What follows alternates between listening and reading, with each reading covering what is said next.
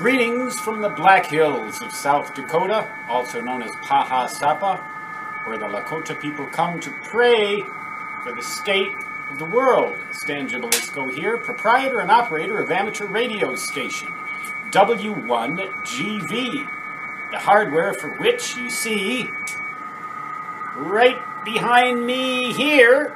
A couple of displays on the big screen there. They're displaying what you hear in the background, which is phase shift keying signals.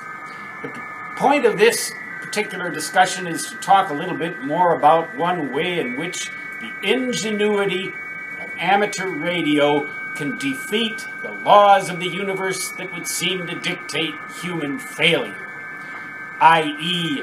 Murphy's Law. Whoever was the cosmic goddess who came up with that law was pretty inventive, but not inventive enough to defeat the ingenuity of amateur radio operators. And here's a little bit of a demonstration of that. I don't want to glorify myself. I just want to show you the theory behind this idea, which worked with my old Drake R4A all vacuum tube radio receiver, which I had back in the 1970s. It was my pride and joy between going down in what was my nerd cave then and operating with that great Drake pair, the T4X and the R4A, and swimming about 5, 6, 7 miles a day, hoping to become an Olympic champion. Ha ha. Which never even came close to doing, but anyway, between that and the ham radio, I didn't have time for much of anything else but eating and sleeping. But that was a good summer. A good summer, I think it was the summer of 1971.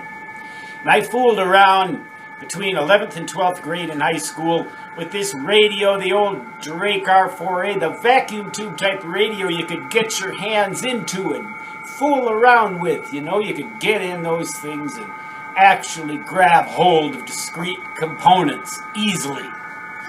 And so what I did was I enhanced the selectivity of that radio by feeding power back through the notch filter, in effect inverting the notch and making a peak out of it, and then lining that peak right up with the peak of the 400 hertz CW filter in that radio. And let me tell you, I had the best IF selectivity this side of the international date line till digital signal processing came along and stomped Murphy out pretty much for good.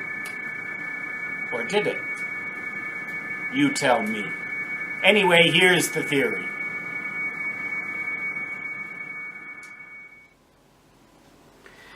One of the outstanding features of the old Drake R4A receiver was its fabulous notch filter.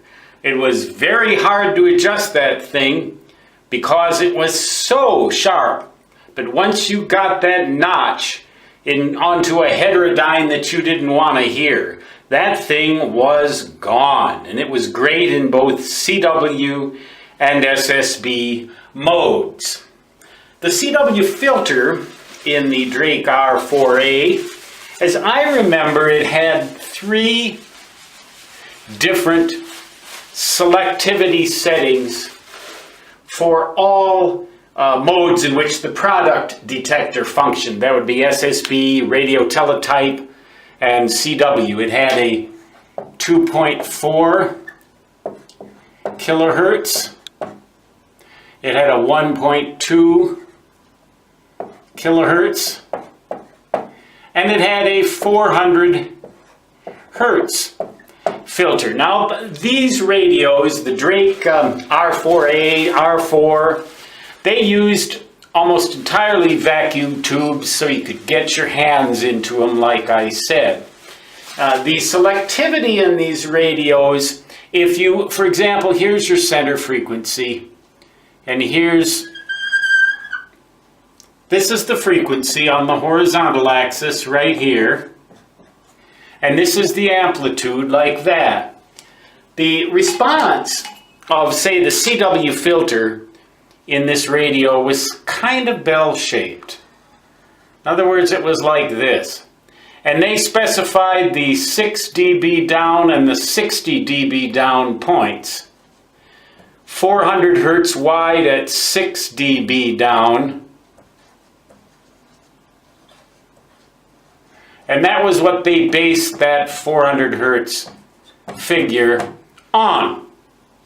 60 dB down, it was quite a lot wider, so the shape factor of these of the IF bandpass response in these radios wasn't all that spectacular, but you got to keep in mind now, this radio was designed in the 1960s. We've come a long way since then with digital signal processing, in which you might see these days 400 hertz. You might see something more like this. Almost a perfect rectangular response, which is more desirable because you can get rid of interfering signals a lot easier when they're really close to the signal you want to hear. And yet the passband that you do want to hear, you can hear all of it quite well. So that's really good for things like contesting. For DXing, though, these bell-shaped filters weren't too bad. They worked pretty well, and that was really a wonderful radio, a vintage classic. If you can get your hands on one of those things and you're into vintage radios, by all means do it. But this thing had an IF chain like all other radios do. You might have an IF amplifier, and then you had the notch filter, and then another IF amplifier like this.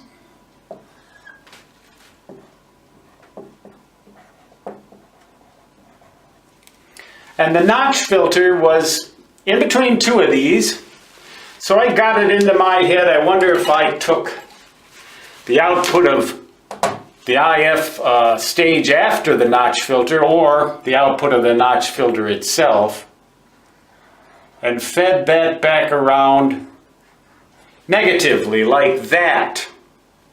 Negative feedback. So that in effect, it would invert the effect of the notch, because where the notch filter was, well, when this thing notched out a signal, it'd be able to get through. And when it didn't notch out a signal, it would cancel because of this negative feedback. In effect, the notch would notch out the negative feedback and prevent it from taking place. So my theory was that that would invert the notch and make a spike out of it. And then I could tune that notch filter to coincide with the main passband of the CW filter of the radio. So let's go back to that spectrum analyzer-like graph here once again. Frequency on the horizontal axis, lower to the left, higher to the right. Relative amplitude on the vertical axis, so weaker signals would be lower and stronger would be higher. Here is the 400 hertz wide, kind of bell-shaped response. And then we had that inverted notch, and it was sharp. You remember the notch filter on the Drake R4A was a sharp notch. So it created a sharp peak. And by tuning that peak so that it would align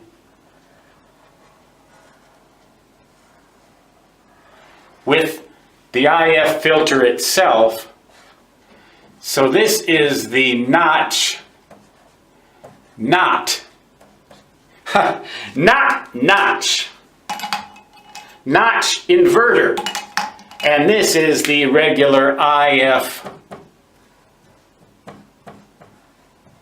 filter right here. When you line them up, they would add together, effects would add together, and you'd get a spike of incredible sharpness. That was my theory. and it worked out exactly thus.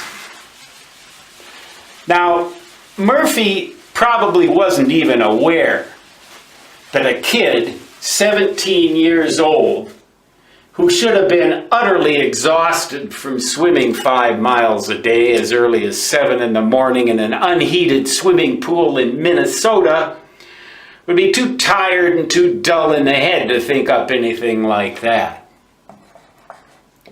Murphy, guess again. It's not 'cause I'm that smart. It's just that I wasn't grown up at age 17, and God willing, and Murphy not willing, I haven't grown up yet at age 60, and I'll still be a kid when I'm 100. 73, and so long.